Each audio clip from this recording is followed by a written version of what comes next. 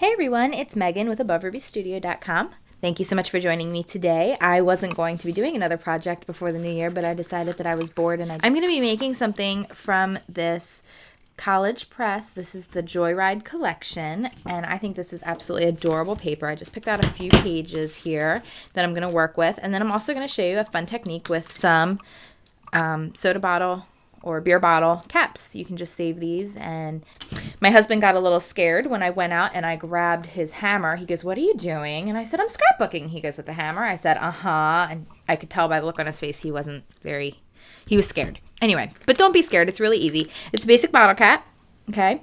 And what I did, you can get two different looks from using the hammer with it. Real easy to do. You just bang. I'm not going to bang on the camera because it makes a lot of noise. But to get this look, all you have to do is bang on the top of the bottle cap. To get this flattened out look this way, you just flip it the other way and bang on the outside rim. And it's just a few quick bangs and you're good to go. Bada bing, bada boom. But it makes a lot of noise on the camera and I just didn't want to do that to you all. And I wanted to layer up some Prima flowers, so we're just going to go ahead and do that to start out with. Why not? It'll just be easy. I have a bronze colored brad. I have to tell you, for 2010, you're going to be seeing a lot of the metals coming back into trend for your scrapbook pages and layouts. So you're going to be seeing a lot more of the bronze and the golds and real distressed metal looks like Tim Holtz has available and things like that. You're going to be seeing a lot of that, and it's going to be really awesome in your scrapbooks this year, 2010. Anyway, so I just wanted to add this on here. These are just some Prima flowers layered up real pretty like. I thought they went well with this particular pink. Anyway, set this aside. I think I want this page to be the base of my scrapbook layout, and then I wanted to use some of the elements on this. So I'm going to actually cut this up. Oh boy. Okay, line it up. Real easy. Okay, so I have some of my little tags cut out. You could use it as use the page as a full scrapbook page, or you can use the little elements and cut them out, and that's what I decided to do. And now what I'm going to do is take this pink piece of textured cardstock that I have, and I'm going to go ahead and I'm going to cut it at 6 inches. And then I'm going to cut it again. 6x6. You know what? I'm going to do 6x6 blocks. And then I have two. Oh, that cut off a little unevenly. Two 6x6 blocks here that I'm going to use in my scrapbook page. And I am just, let's cut off the bottom edge here. I'm really putting this together as I go. I don't really know exactly how I want this to look.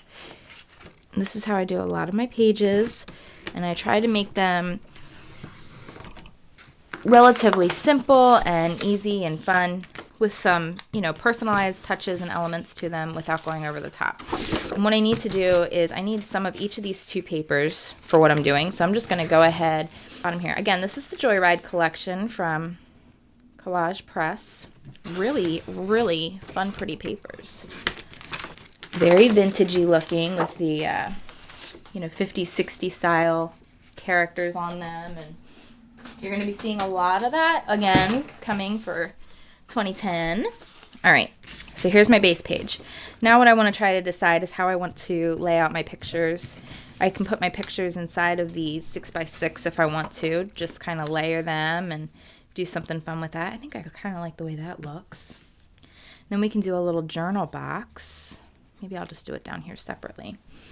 And I think my ribbon is going to run, I want to add my little flower on there, and then I definitely want to use one of these two bottle caps, if not both of these bottle caps. Okay, so now for this one's flattened out the other way. You could either fill in the inside of this one or the outside, and I'm going to do the outside of this one all flattened out. And I'm going to do it with this pink. And I am just going to actually take the original bottle cap here, and I'm going to just trace around for a better size. And you can place that inside, or you can use some stickers and place it inside or on the outside. So we're going to go ahead and we're just going to glue this right down on the outside. And I'm just going to use a little bit of zip dry paper glue right on. And then what you'll want to use are pop dots on the inside to stick it onto your page. Okay, so this is just one way of doing it. I'm just doing some random little things here. Having fun today. Thought this would be interesting. Do something different. Well, different for me. Different for Megan. Hopefully a little different for you too. Just something to have fun with. Okay, so now we can still use these if we want to, or whatever we want to do. And I think I'm going to actually go ahead.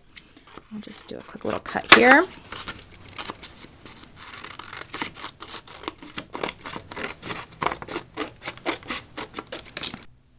Let's go back to our original paper here that we're working with. Decide if we want to use these, which we certainly can. That's exactly what I'm going to do. And then I can cut out a little, I'm doing this without my Cricut. Oh, I keep thinking I'm going to do something with my Cricut, and I have promised myself I'm not using Cricut for this. So you know what I'm going to do? I have some thickers here. I think the thickers will work on this page. What can I put? You know what? It snowed on Genevieve's first birthday. So I'm just going to put snow day. And I am going to make this one of her first birthday pages. That's exactly what I'm doing with it. It's really girly and really sweet. And I am just going to do a simple... Okay, let's glue all this down. And I'll show you how to do that. I am going to speed through this really quickly. Grab my ATG.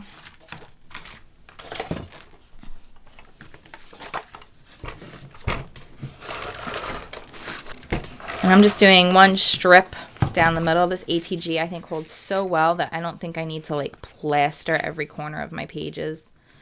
But, you know, that's your preference, and I don't want to tell you not to if you feel more secure with really plastering it down. I think one strip in the center works really well. And I'm running out of ATG, so we may have to switch methods halfway through here. I'm just going to trim off that corner.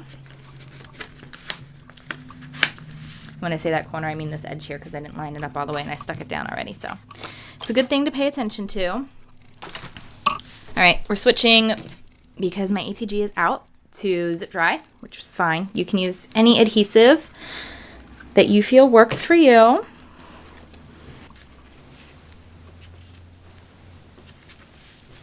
I'm going to grab some of my pop dots like I was telling you. I would use two, at least two, on something like this. Anything works. And that'll stick right on there. See, it's pretty secure. Won't come off. They work really well. And we'll use some zip. Oop. I'm going to put my ribbon down first, and that's going to go right through the middle here along the top edge. So I'm going to flip this over. Okay, I grabbed some regular old Scotch tape, and I'm just going to tape down both ends of my ribbon. Not a lot, though. This is so cute. And these are actually vinyl with a little bit of texture to them, so they're really cool. Different type of material. Okay, so I'm going to grab...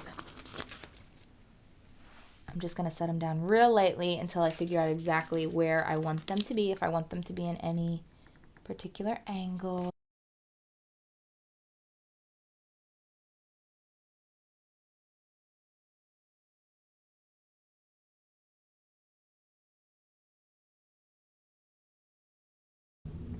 I get a little obsessive. Be careful because they don't reposition very well. So if you don't have them where you like them, make sure they're very lightly on there so that you can rearrange them. And it does not have to be perfect. I get a little crazy, and I know many scrapbookers do. It is not to go obsessively crazy over making sure it's lined up just perfectly. I have a feeling I'm going to be doing a few more with this pattern style of paper from Collage Press. So I hope you have a fantastic day, and I will see you very soon. Happy day. Bye.